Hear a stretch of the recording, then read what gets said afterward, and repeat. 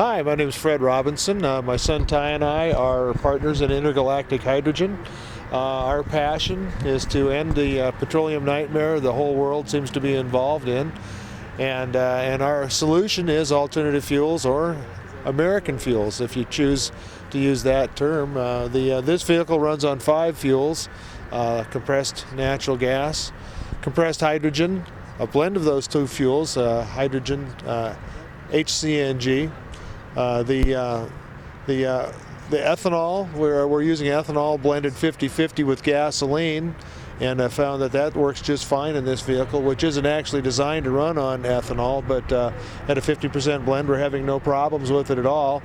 And then the last choice is gasoline, and it hurts, but we do use it occasionally. You do, I do. All right. Not anymore. No, he's totally sworn off. He'd rather walk. But anyhow, the storage tanks in the rear here are capable of holding hydrogen or natural gas, and because of the 3 tanks, we're able to blend it right here too. And we can do different concentrations, and we've done experiments with that, at different altitudes, and actually been able to check emissions with some of the different blends too. And they're very low. The blend of hydrogen and natural gas is cleaner than just plain natural gas, which is about 80% cleaner than gasoline. So the results of our work are lower emissions, and of course just not using petroleum at all. The vehicle's emissions controls are all intact and operational, and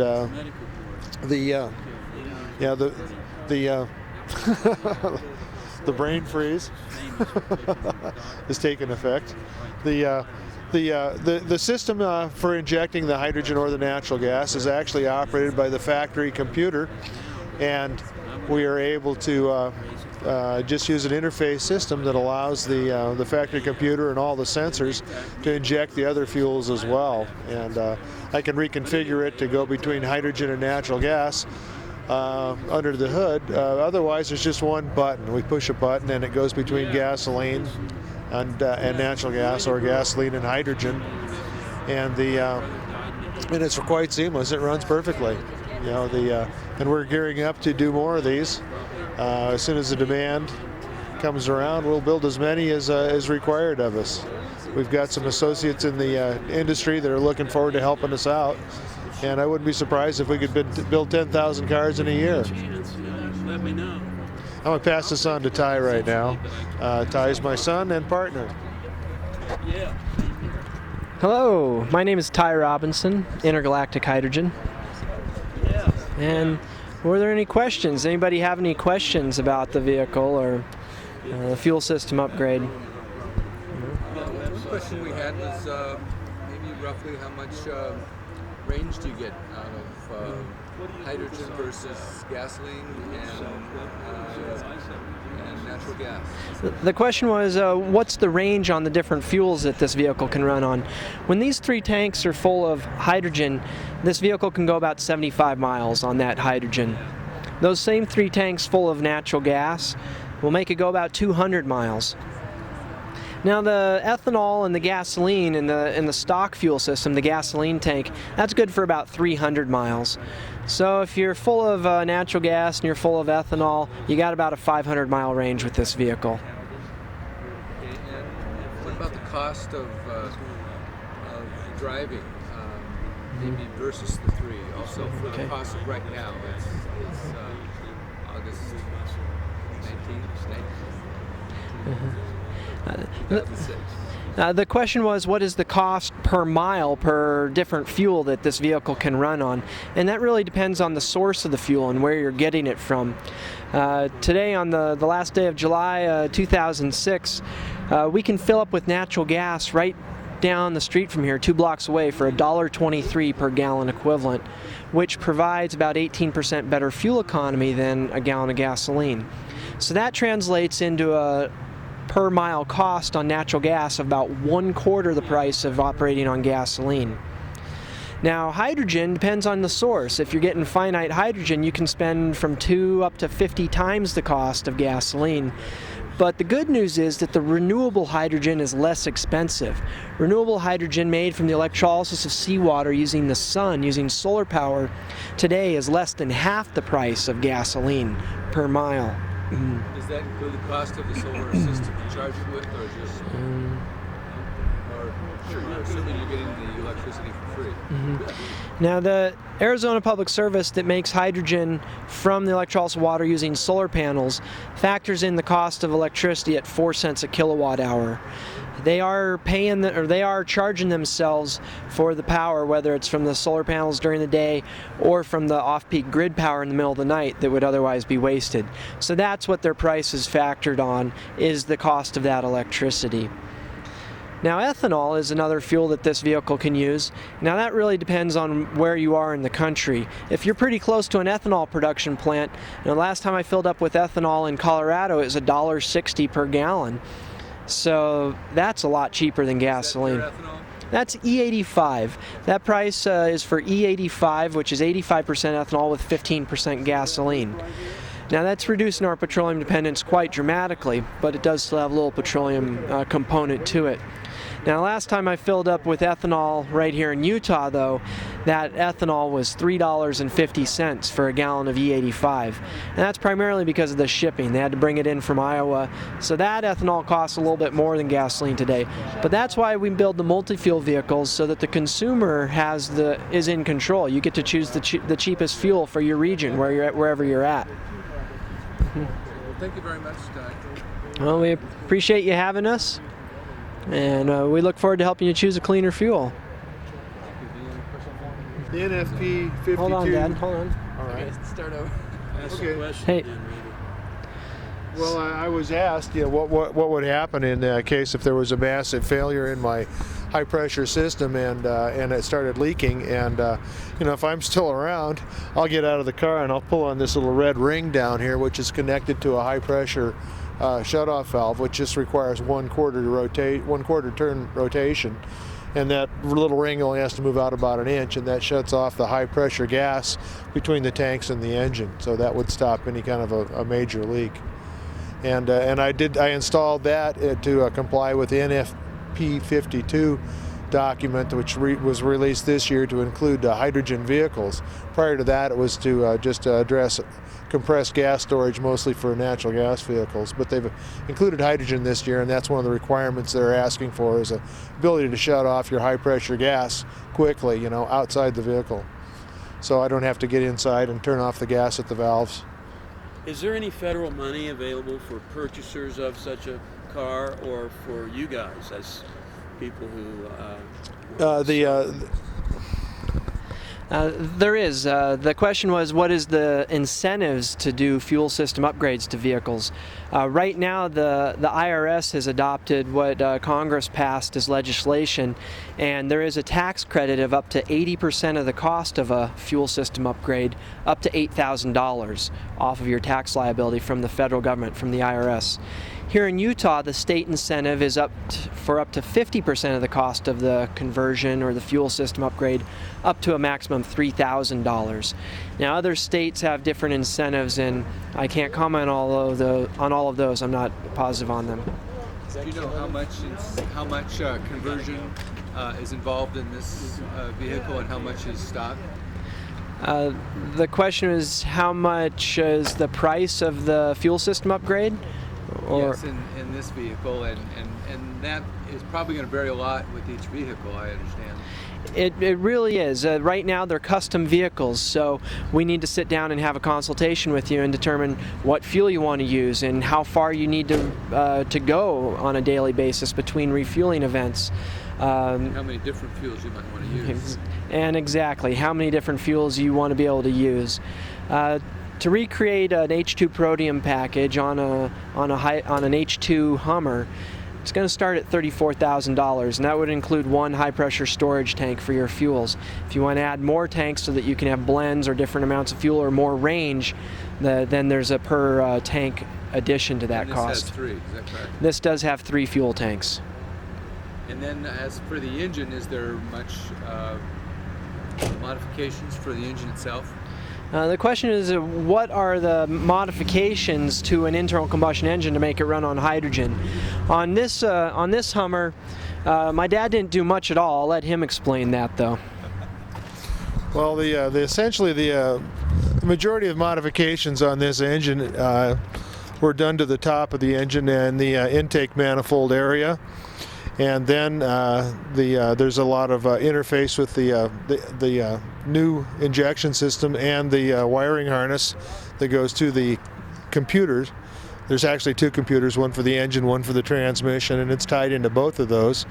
And then now I have an upgrade on the ignition system as well, so it actually has an aftermarket ignition system that operates with on an interface with the factory computer, so I can change the timing any way I want to now, and it doesn't cause a check engine light, or the computer doesn't have a problem with its other systems because of what I've done with the timing.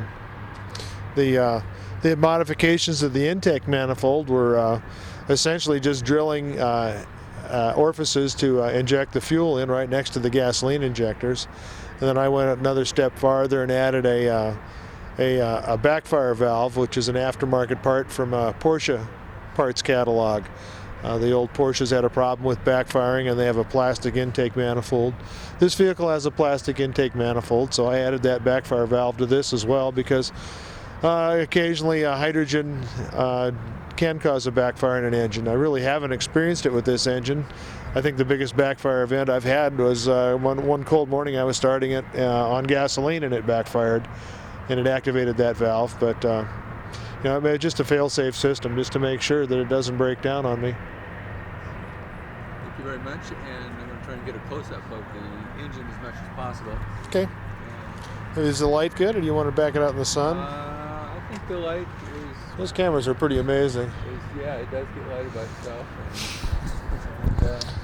Yeah, the system. This system actually looks remarkably like the General Motors natural gas conversion, which I didn't see before I performed this. But since I built this one, I've actually seen a natural gas modification on a big General Motors pickup truck, and our product placement is actually quite similar. This is the high pressure line that comes up from the tanks, feeds into a lockout solenoid valve that closes off the pressure. When it's open, it feeds pressure to this pressure regulator, which is heated with coolant lines, so it has the ability to run on natural gas as well as hydrogen. And then the fuel is dispersed through this tube here up to the dry gas injectors underneath the bonnet. Here's a pressure gauge, shows my system pressure is about between 25 and 2,600 pounds.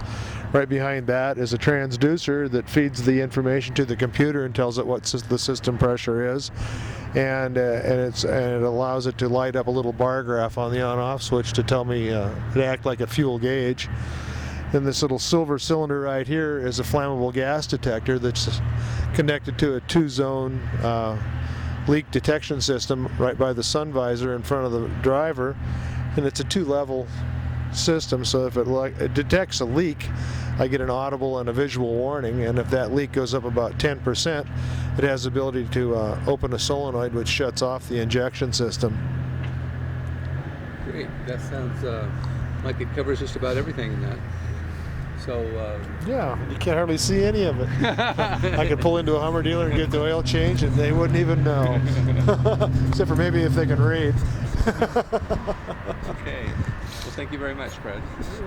Thank you. Right here, this is the Intergalactic Hydrogen H2 Toy Tacoma. It's a 1999 Toyota Tacoma that is able to run on hydrogen or natural gas or any blend of the two. Can also use ethanol or gasoline or any blend of those two. Now, I choose not to use any gasoline, haven't used any in a long time, and don't plan on using any ever again. Primarily, I use natural gas in this vehicle because it's so available and it's so inexpensive. It saves me so much money. Hydrogen is the next most used fuel I use because I know where the hydrogen stations are and I seek them out and I go to them. Ethanol is my last resort to gasoline. Last year I did use approximately 16 gallons of ethanol, or E85 ethanol. So that E85 did have 15% gasoline in it.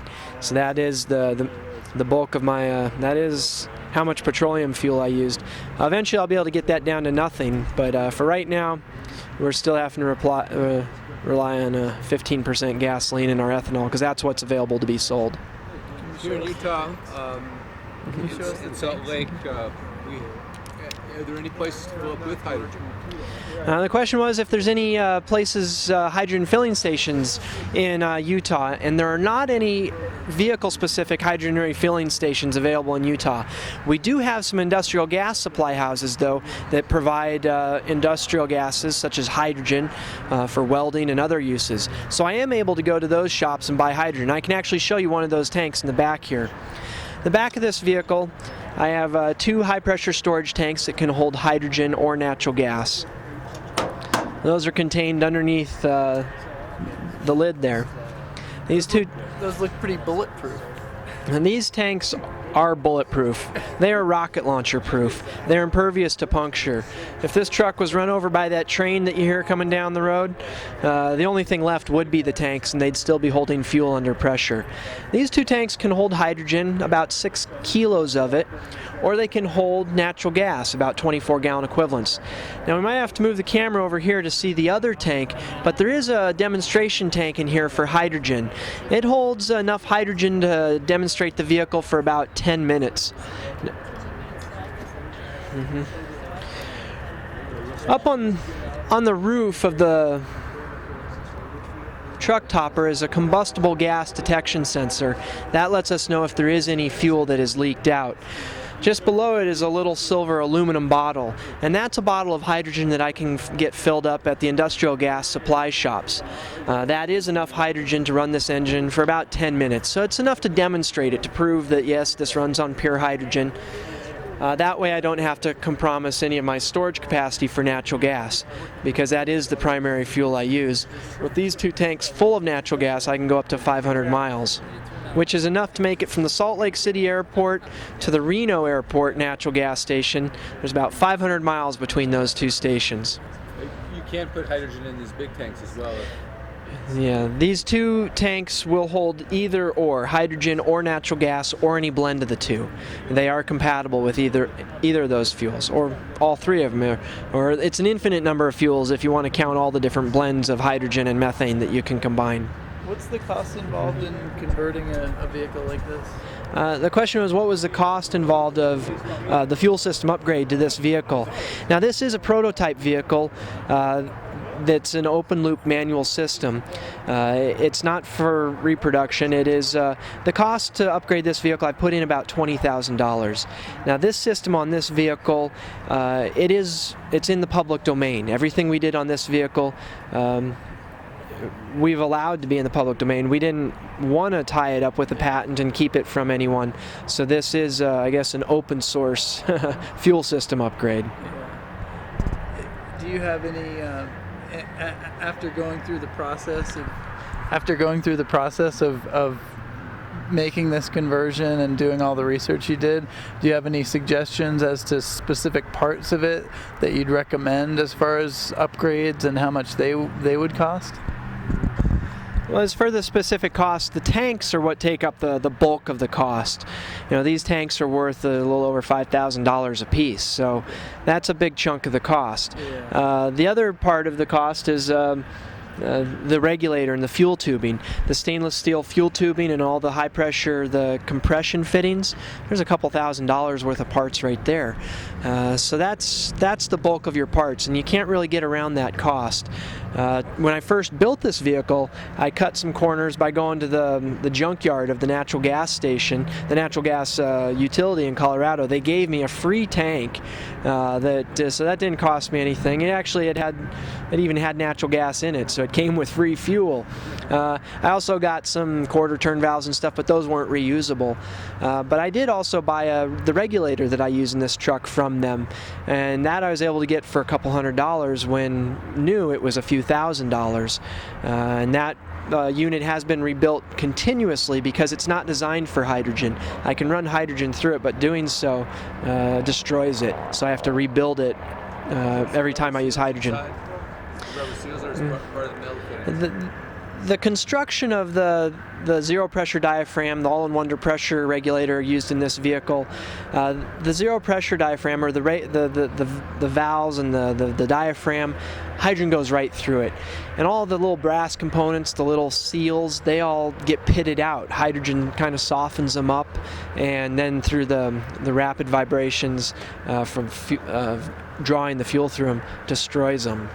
So that's why we don't use a diaphragm regulator for vehicles.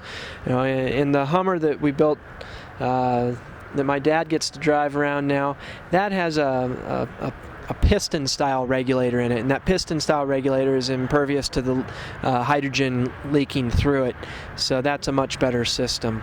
That's what we would recommend. And as far as you mentioned that you don't like to use ethanol so much, and I can understand that as far as what this has the capability of doing. But now for someone that is looking at E85 as an option because it is becoming more widely available, what kind of modification does a vehicle like this have to go through to be able to run on E85? Well, I'd sure rather use ethanol than gasoline, and so that's why I do use ethanol instead of gasoline. And ethanol is a great fuel. I support the use of it, especially if we go towards using it, all of the resources associated with it, using the food that you can still get from it, and the methane and the carbon dioxide. But on this vehicle, this particular vehicle, I didn't do anything to make it run on ethanol. This is kind of a durability test to see what will happen. I see. Now the fuel filter has gotten some water in it and had to be replaced. That's what's happening right now. The fuel filter needs to be replaced. It's limiting the amount of fuel going through it, so it runs a little lean on ethanol. It's lost some power because it's starving for fuel. So that's not good. On ethanol will burn out the engine. But the next fuel system component to probably die would be the fuel pump, because there is a little water in alcohol. It's going to go through that pump and make the pump work harder. But I'm pretty sure the pump on this vehicle is going to last a lot longer. Another component that you have to be worried about is the fuel tubing. Rubber or aluminum fuel tubing is no good. You want to have stainless steel fuel tubing for alcohol.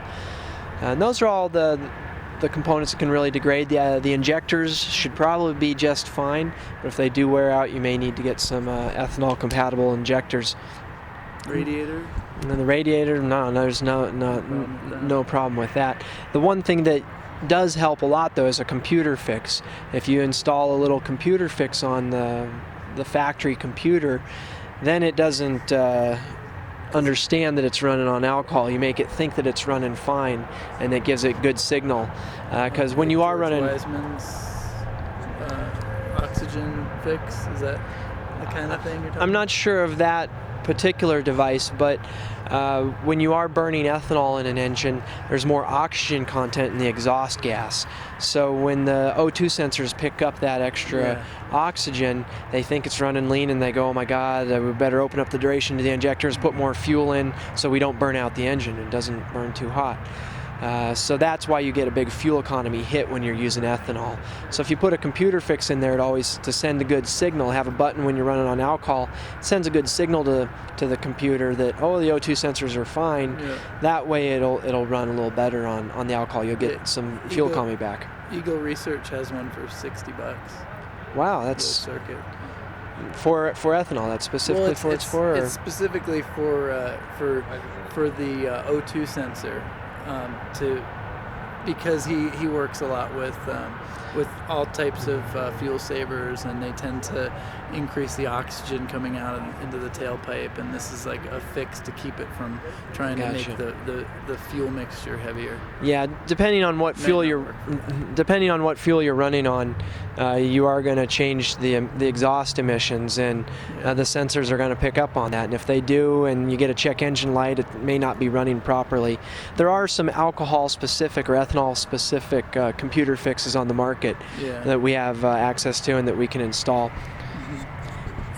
And the other thing I was going to ask is actually the duration of the engine life, the added engine life. Yeah, that's a good question. So do you at this point have any speculation on whether the engine life is going to be longer for using? I mean, it seems like it would be for any of these fuels, but then again, you have issues that you're going to be finding out about hoses and things like that. But that's not a big deal compared to like an engine block or something. Well, I believe your assumptions to be true, that when you run a clean fuel, you're going to have the engine last longer. I can tell you for sure when I run the cleaner fuels through this vehicle that I go a lot longer between oil changes. I usually go about 20,000 miles. I went up to 50,000 miles between one oil change. Keep testing the oil to test the litmus paper and see if there's any acidity building up in it. That would be bad, or if the additives are dying out. But it's my experience that the engine will last longer with a cleaner fuel because there's no carbon in the hydrogen. Your oil's not going to get dirty. We can go take a look at the engine if you like. Sounds good. All right. So starting at the front of the vehicle, you can see the hydrogen and the natural gas refueling receptacles. Right here's natural gas. This is where the natural gas fill nozzle fits onto this receptacle to fill up the vehicle with natural gas. Over on this side is the hydrogen fill receptacle, which is a little different of size and shape so that you don't mix the fuels up. In this vehicle it doesn't make much difference because both of those are going into the same tanks.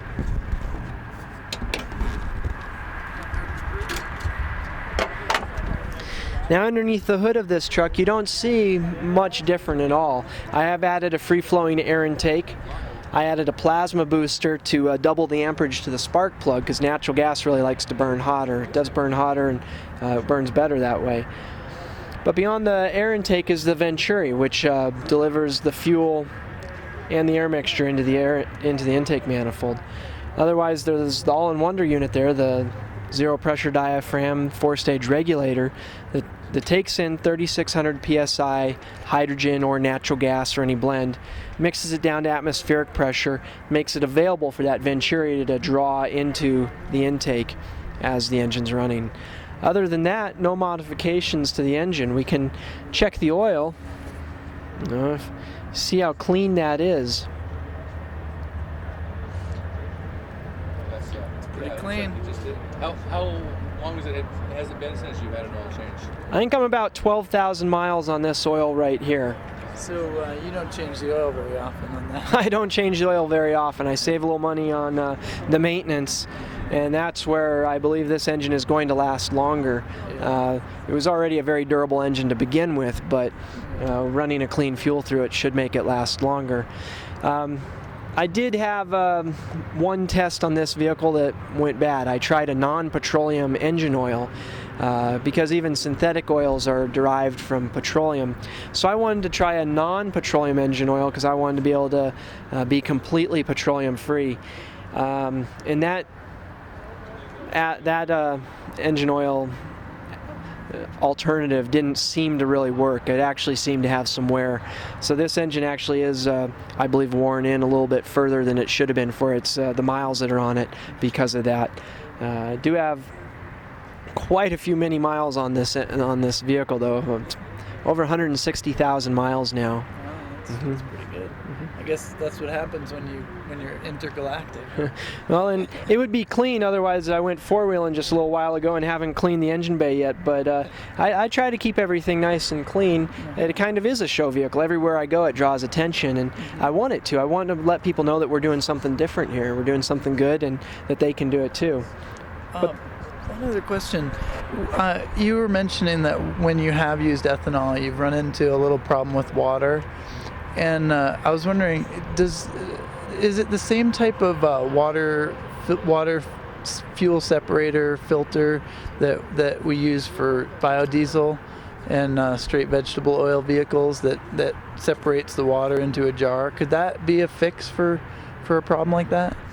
You know, I believe that sure could be, yeah. Some biodiesel vehicles and straight veg oil vehicles do that, use a marine grade fuel filter and separator. And I got a big one. It's like this big. It's got a got a jar on it, that you can unscrew and dump out the water. I don't think we get that much water though. I mean, the production of ethanol is so much better today than it was many years ago, and the delivery process is a lot cleaner. It doesn't have any water in it from where they're making it, from the distiller. I believe the water that's getting into the alcohol is coming from the transport and putting it into the storage tanks at the fuel stations. But the flex fuel vehicles, when they're built from the factory to run on ethanol, they don't seem to have a problem with that. So does that mean that the ethanol that's being produced commercially is quote unquote dried? It's not the 95% or 190 proof that because I've always read that it's easy to produce a 95% ethanol, but it's that last 5% of water that likes to stay on there, and it takes quite a bit of energy to get that out of there. Are they actually drying it now so that they can mix it with gasoline appropriately? Well, the production process that I've seen at the ethanol distillery that I've been to was making 200 proof ethanol. Yeah. It was 100% alcohol, but they can't ship it from their location as that. They have to cut it with at least 5% gasoline to ship it, otherwise they're taxed as a beverage, as an alcohol. So that's kind of ridiculous. You can't buy pure 100% ethanol. The best you can buy is 95% today. They bulk transport E95, and then at the mixers they mix in another 10% gasoline. So it is E85 is what they're selling, and that's only during the summer months. In the colder climates, they're actually only selling you E75. They're cutting it with 25% gasoline because of the cold weather performance of alcohol, because of how it burns. If you know what you're doing, though, you can get that gasoline right out of there, and if you wanted to drink it, you sure could. Of course, they're cutting it with a little gasoline, so most of us don't want to drink that. Well, that's what I say. If you know what you're doing, you can get that gasoline right back out of there and have E100 for all your consumption needs. Do you know where most of the ethanol that's being commercially used is coming from? I've heard that Brazil is the biggest producer, but we've got a trade barrier with Brazil, and so we can't use that. As far as where all the alcohol comes from, in this country. Can you pause it? As far as where the alcohol's coming in this country, it is a local fuel. We are making it domestically and using it domestically. There are other countries that are producing a lot more alcohol, a lot more ethanol fuel for their transportation needs. The alcohol that we can get right here in Utah, I'm told, is transported in from Iowa. So because of that long distance, it adds a bit of cost transportation, so it's more expensive here. In Colorado, though, they have a lot of local ethanol production plants, so you're able to buy ethanol in Colorado for a lot less expense than you are here in Utah. But as far as I know, I don't know of anybody that's importing ethanol from out of the country for our domestic motor use. Yeah, I think Brazil might be one of the few countries that is actually exporting it, and I've heard actually that their export wholesale price on ethanol is like near 70 cents a gallon, which makes it a pretty big political issue that we're not allowed to access that, but. That's another story. I believe they're making that alcohol from sugar cane, and sugar is a pretty good crop. You can get a lot of alcohol right from sugar. We can get a good production of alcohol from other crops. In this country, we have farmers that know how to grow corn, and they've advocated to get the subsidies to grow corn to make alcohol, and that's what we're making it from. And I would say that it's kind of, I don't know. Biomass is the way to go. Yeah, I would say it's morally unacceptable to produce biofuels from a food crop when we've got starving people in the country. But I also know that when we make alcohol from corn, that you're also left with a food that can feed the pigs and feed the cows that corn's probably was originally growing to anyway, and it's actually less filler in it then. So it's higher protein content. Yeah, higher protein. It fattens them up a little better. and then we also get that alcohol from it. So in that instance, that's pretty good. But making, say, biodiesel from soybeans, we can make. There's more productive crops than soybeans as well. Yeah. There's a lot of progress being made in the biomass conversion too. Yeah, and I've been to the National Renewable Energy Lab in Golden, Colorado, where they're making alcohol, making ethanol from wood chips. So from your branches that blow down in the windstorms, they're making alcohol from that. And no matter where what crop we're making our alcohol from, the enzymes that we're using today are far better than they were years ago. So we're getting more production per bushel of whatever we're using, no matter what crop we are making alcohol from. Definitely. But I think we need to be focused on, as you said, that biomass for our biofuels instead of food crops. I agree. Cool. Thanks. Well, if there's no more questions, I think we're done.